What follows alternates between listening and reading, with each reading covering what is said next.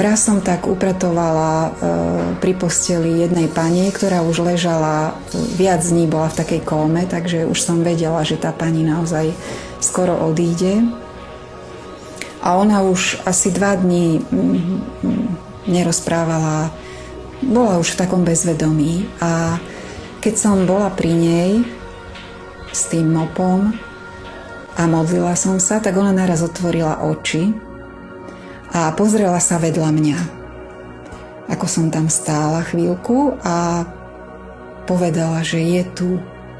A mňa to veľmi prekvapilo, veľmi ma prekvapilo už to, že vôbec otvorila tie oči, pretože ona už bola niekde inde predtým.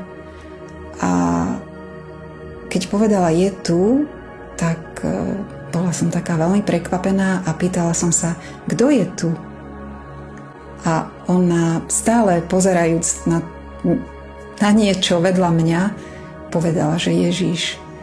Tak vtedy ma naplnila taká bázeň a som to tak prežila, že si to neuvedomujem, ale že Ježiš naozaj tam so mnou je.